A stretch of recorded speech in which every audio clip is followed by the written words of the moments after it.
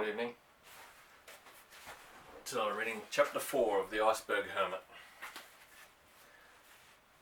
Alan woke up early in the morning, stiff with cold and with a pounding headache. He was also dying for a drink of water. Fortunately, a heavy coat of hoarfrost had formed on the inside walls of the cabin, and by chipping this off he was able to get enough moisture to satisfy his thirst. After this first mouthful, Alan took the carving knife and scraped frost off the walls until the pewter mug was half full. Then he went over to the barrel and filled the mug to the brim with rum. He took the rum and water, sat on the chair and stared around at the cabin. He was still exhausted from his work of the day before. His arms felt as heavy as lead, and it was a struggle just to lift his legs. But he had to plan things out, get everything in the cabin picked up and put away. He had to make some sort of cover for his opening to the outside, and he had to see about breaking through to the rest of the ship.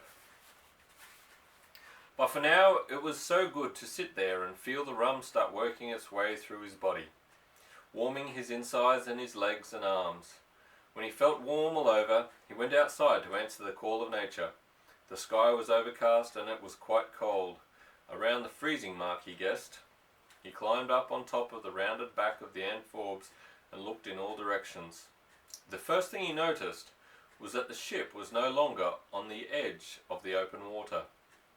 The amphorbes was now frozen in on the seaward side by a solid 50 yards of piled up ice floes. This pleased Alan because it lessened the danger of the amphorbes breaking loose and going to the bottom. Alan shaded his eyes and looked over the open seawater. There wasn't a hint of a sail anywhere, but then he didn't really expect to see one. He should rig up a pole and flag of some sort to use as a signal, but what was the use? There were no ships anywhere in this area.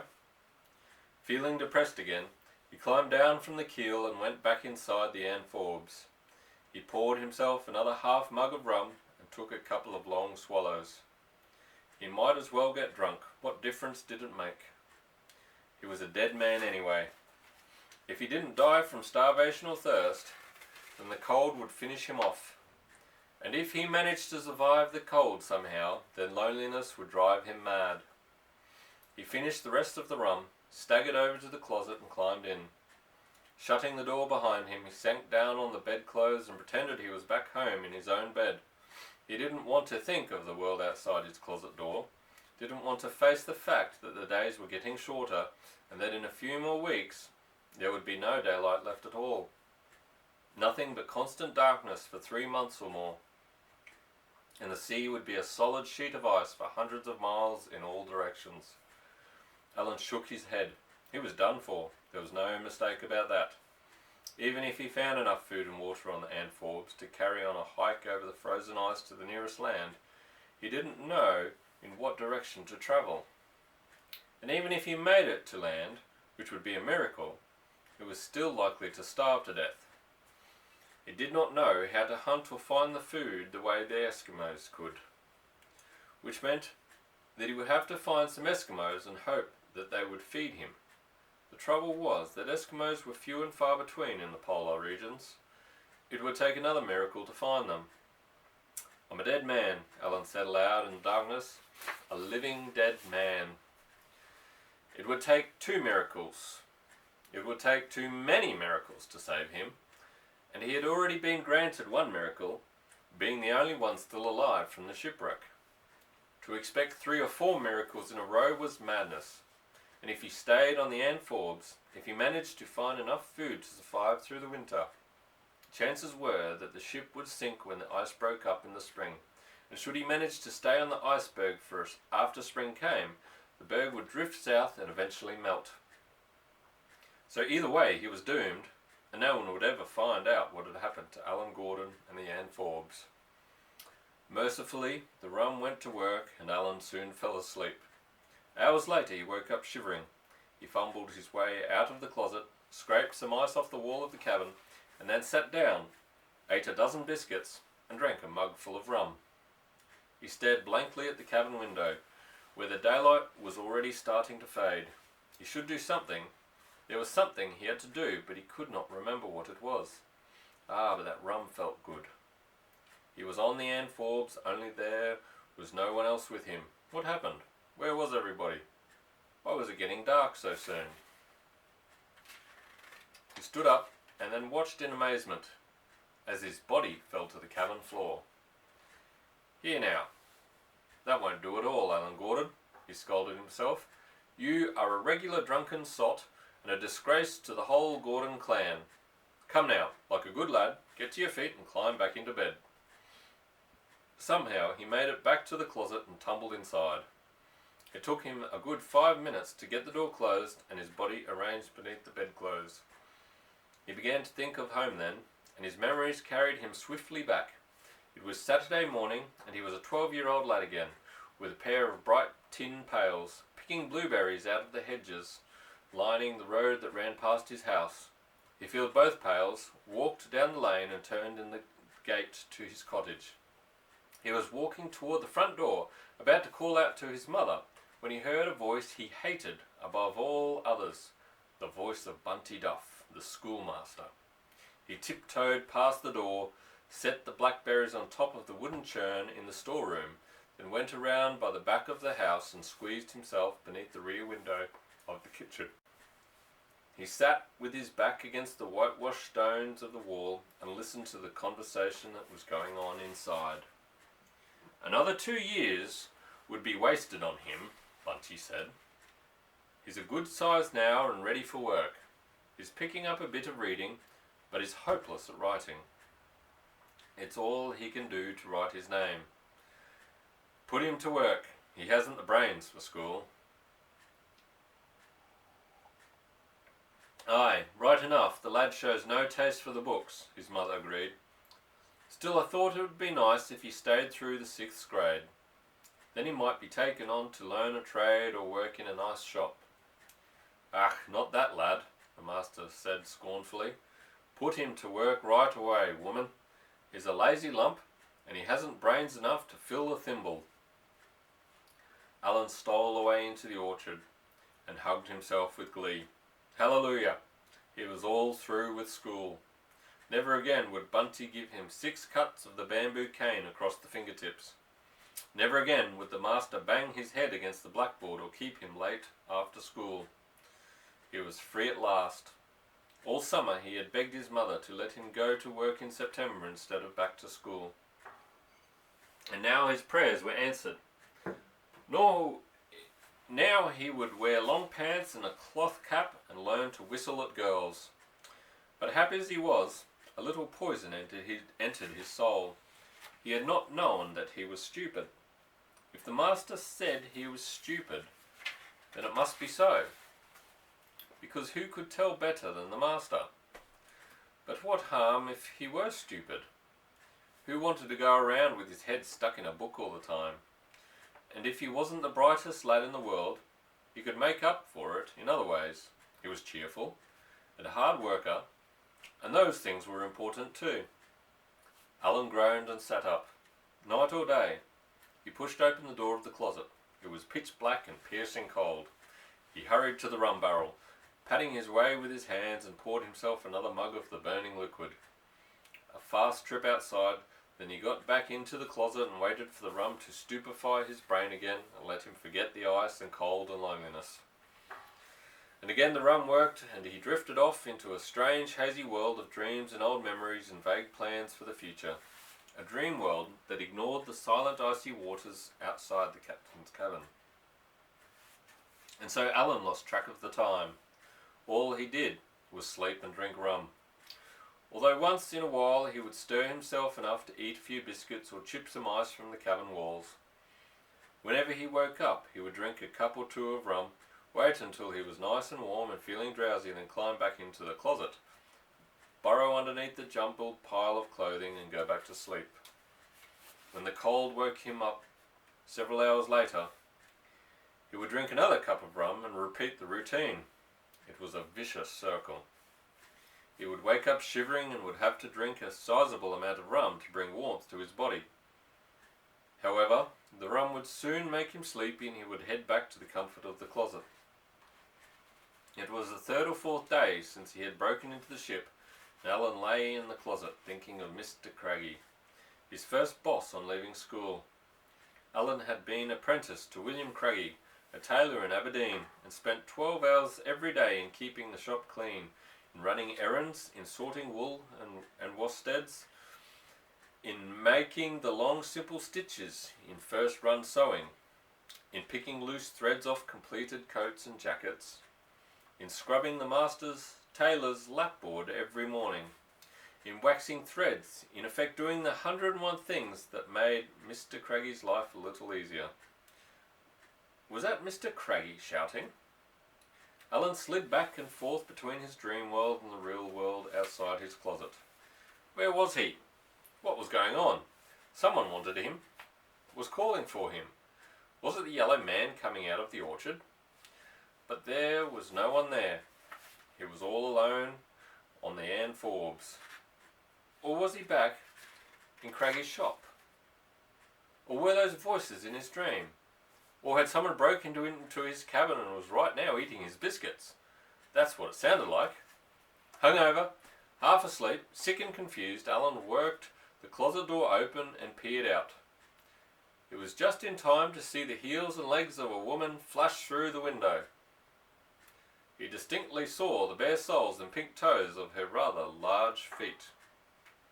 He tumbled out of the closet, not knowing what to expect. Picking up the boat hook in one hand and a harpoon in the other, he went to the entrance he had tunnelled out. There, above him on the ice, were several polar bears. They had been drawn to the ship by the smell of blubber coming from the holds and were now trying to dig their way into the Ann Forbes. Alan was horrified at the size of the holes they were making in the ice with their powerful paws. But something else shocked him even more. Two of the bears had managed to drag forth several bodies, and Alan thought that one of them was the corpse of his late captain. The bodies must have been those of sailors who had been thrown into the water when the Ann Forbes went down. Shortly after the collision, they must have been floated to the top of the water and then became frozen in the new ice that was constantly forming. With fear and disgust, Alan watched the bears tear at the corpses. He had to get rid of them, chase them away from the ship. He went back inside the cabin for the captain's speaking trumpet. Carrying the trumpet outside, he stopped at the end of the tunnel and shouted with all his might, "Avast, ye lubbers!" Two bears stood up on their hind feet and stared with curiosity at Alan. The animals appeared to be 8 feet tall. After a minute or so, they dropped to all fours again and resumed their feeding. The polar bears were not a bit frightened of Alan. They are the largest land animals to be found in Arctic regions, and most of them never see a human being, with the exception of the male walrus, whose tusks they fear. Polar bears will attack and kill any animal they run across. Again Alan shouted at the bears, still hoping to scare them away. Finally, one of the huge beasts took an interest in Alan. Lazily, the big white bear swung around and began to pad his way toward the tunnel. Alan, his head finally clearing of sleep and confusion, suddenly realized the danger he was in. He ducked back into the cabin and looked wildly around for something to block the window. He found an iron grate that was used to barricade the window against thieves when the Ann Forbes was in port. He dropped the gate into its slots. But would that be enough? All that one of those powerful bears had to do was push hard with one paw, and the whole grate would break away from the window frame. For a moment Alan stood still. Then he heard the snuffling of the bear at the end of the tunnel. Alan grabbed up the lance and stuck it out between the bars of the grate. He would jab with the lance when the bear reached the window. He waited several minutes, but the bear, though still at the end of the tunnel, did not come any closer.